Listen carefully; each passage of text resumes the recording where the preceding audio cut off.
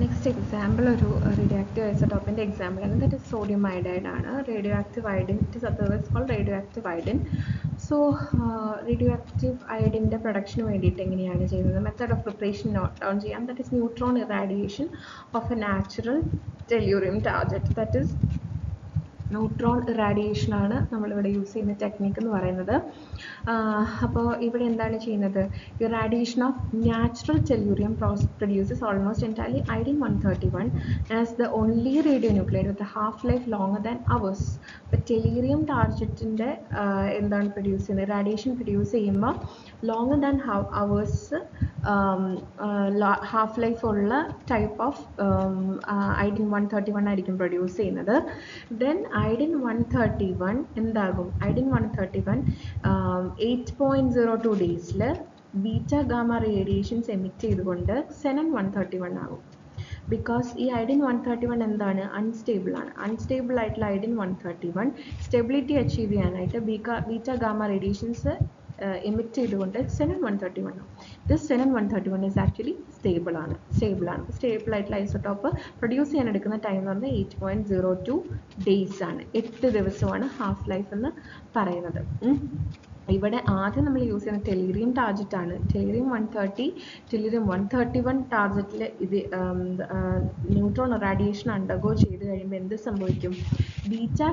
Beta radiations emit ചെയ്യും. That is iodine 131 produce ചെയ്യുന്നത് വിത്ത് half life longer than hours ഉണ്ടാവും ഇതിന്.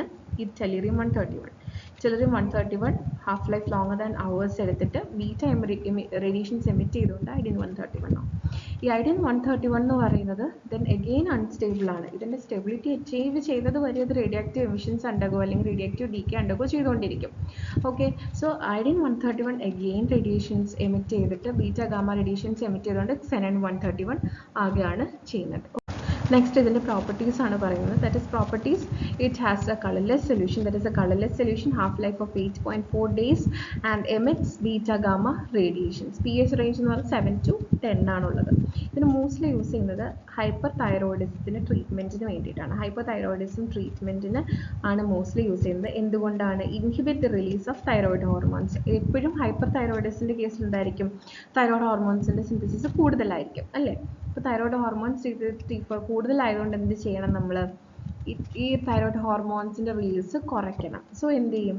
ഹൈപ്പർ തൈറോയിഡിസം ട്രീറ്റ്മെൻറ്റിന് വേണ്ടിയിട്ട് എന്ത് ചെയ്യാൻ പറ്റും? ഈ iodine 131 which inhibits the release of thyroid hormones. Okay, അതുപോലെ തന്നെ iodine 131 അബ്സോർപ്ഷൻ കാരണം highly localised destruction of thyroid ഫോളിക്കിൾസിൻ്റെ ലോക്കലൈസ്ഡ് ഡിസ്ട്രക്ഷൻ കോസ് ചെയ്തിട്ട് ഉണ്ടാവും. ഓക്കെ, നെക്സ്റ്റ് എന്ന് പറയുന്നത് തൈറോയിഡ് സ്കാനിങ് പ്രൊസീജിയേഴ്സിലും എന്ത് യൂസ് ചെയ്യുന്നുണ്ടാവും? iodine 131 യൂസ് ചെയ്യുന്നുണ്ടാവും for determining the size, shape and location of thyroid gland. അപ്പോൾ സ്കാനിങ്ങിന് യൂസ് ചെയ്യുന്നുണ്ട്. Highly localised destruction of thyroid ഫോളിക്കിൾസിന് ഡിസ്ട്രക്ഷൻ കോസ് ചെയ്യുന്നുണ്ട്. അതുപോലെ ഹൈപ്പർ തൈറോയിഡിസത്തിൻ്റെ ട്രീറ്റ്മെൻറ്റിന് വേണ്ടിയിട്ട് റിലീസ് ഓഫ് തൈറോയിഡ് ഹോർമോൺസും എന്ത് ചെയ്യുന്നുണ്ട്? പ്രിവെൻറ്റ് ചെയ്യുന്നുണ്ട്. ഓക്കെ, ഇതെപ്പോഴും പാക്ക് ചെയ്തിരിക്കുന്നത് single dose or multiple dose കണ്ടെയ്നേഴ്സിലാണ് പാക്ക് ചെയ്തിട്ടുള്ളത്. ഇതെപ്പോഴും യൂസ് ചെയ്യുമ്പം proper care should be taken to avoid the absorption of radio nucleates on the container walls and also the laboratory vessels. Okay, next is storage and handling of radio pharmaceuticals എങ്ങനെ store ചെയ്ത് handle ചെയ്യണം എന്നാണ് next സെക്ഷനിൽ പറയുന്നത്. That is കുറച്ച് കാര്യങ്ങൾ മാത്രം note down ചെയ്യാനേ ഉള്ളൂ. ദാറ്റ് ഈസ് എപ്പോഴും റേഡിയോ ഫാർമസ്യൂട്ടിക്കൽസ് ഹാൻഡിൽ ചെയ്യുമ്പം റേഡിയേഷൻസ് ലീക്ക് ചെയ്യുന്നില്ല എന്നുള്ളൊരു കാര്യം ഉറപ്പ് വരുത്തണം. അപ്പോൾ എന്തൊക്കെ വെച്ചിട്ട് ഈ radio active different types of radiations different types of Shields കൊണ്ടേ എന്താവത്തുള്ളൂ നമുക്ക് അതിൻ്റെ റേഡിയേഷൻസ് പ്രിവെൻറ്റ് ചെയ്യാനായിട്ട് പറ്റുള്ളൂ. So first is radioactive materials must be stored in containers shielded with thick glass or perspex and lead for gamma radiations. Gamma radiationsന് specially lead വേണം. കാരണം എന്താ? Gamma ഇവിടെ എല്ലാം പാസ് ചെയ്യും, അലുമിനിയത്തിൽ കൂടെയും പാസ് ചെയ്യും, ലെഡ് മാത്രമേ പാസ് ചെയ്യാത്തുള്ളൂ. സോ ഗാമ റേഡിയേഷൻസ് ആകുമ്പോൾ എപ്പോഴും സ്റ്റോർ ചെയ്യുന്നത് ലെഡ് വെച്ചിട്ടുള്ള കണ്ടെയ്നേഴ്സിലായിരിക്കണം. ബാക്കിയെല്ലാം തിക് ഗ്ലാസ് ഓർ പേഴ്സ്പെക്സിൽ, അതായത് ആൽഫ ബീറ്റ റേഡിയേഷൻസ് എല്ലാം thick glass or perspex containing കണ്ടെയ്നേഴ്സിൽ സ്റ്റോർ ചെയ്യാൻ പറ്റും. Okay, and these containers should be placed in areas which are rarely visited by people and should be regularly checked. അതായത് എപ്പോഴും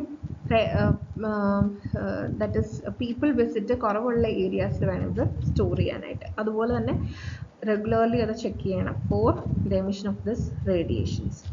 And as well as it should be checked for contamination. This ഇത് എവിടെയാണോ use ചെയ്തിട്ടുള്ളത് അവിടെ contamination ഉണ്ടോ എന്ന് check ചെയ്യണം. It should be disposed only after complete discharge of its activity. Complete ആയിട്ട് റേഡിയോ ആക്റ്റീവ് എമിഷൻസ് കഴിഞ്ഞതിന് ശേഷം മാത്രമാണ് എന്ത് ചെയ്യാൻ പറ്റുള്ളൂ, ഡിസ്പോസ് ചെയ്യാനായിട്ട് പറ്റുള്ളൂ.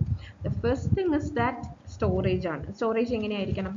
Lead for gamma and alpha beta in glass or perspex thick walled containers. Next is it should be stored in containers which are rarely visited by people and should be regularly checked. Third case എന്താണ്? It should be checked for contamination. Contamination ഉണ്ടോ എന്ന് check ചെയ്യണം. And it is radioactive material must be disposed in places only after complete discharge of its activity. Next കുറച്ച് precautions to be taken while handling this radioactive pharmaceuticals. That is the first thing എന്താണെന്ന് വെച്ചാൽ radioactive materials forceps വെച്ച് മാത്രമേ handle ചെയ്യാൻ പാടുള്ളൂ. suitable instruments of forceps use ചെയ്തിട്ട് മാത്രമേ handle ചെയ്യാൻ പറ്റുള്ളൂ. ഹാൻഡ് വെച്ചിട്ട് ടച്ച് ചെയ്യാനായിട്ടോ ഹാൻഡ് വെച്ച് ഹാൻഡിൽ ചെയ്യാനായിട്ടോ പാടില്ല. Second case, while handling radioactive liquids, an absorbent tissue paper should be placed in trays.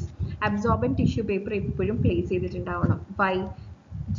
There should not be any spillage ഒന്നും ഉണ്ടാവാതിരിക്കാൻ there should be an absorbent tissue paper.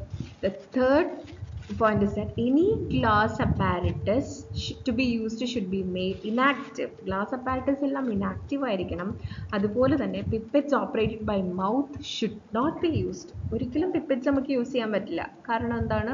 Radioactive emissions direct radio activity cause ചെയ്യും. So അതുകൊണ്ട് pipettes use ചെയ്യാനായിട്ട് പാടില്ല. Activities such as smoking, eating and drinking must be avoided. Smoking, eating and drinking must be avoided. എപ്പോഴും സ്മോക്കിങ്ങും ഈറ്റിങ്ങും ഡ്രിങ്കിങ്ങും avoid ചെയ്തിട്ട് ഉണ്ടാവണം. ഈ ഏരിയാസിലൊന്നും നമുക്ക് smoke ചെയ്യാനോ ഈറ്റ് ചെയ്യാനോ ഡ്രിങ്ക് ചെയ്യാനോ പറ്റില്ല.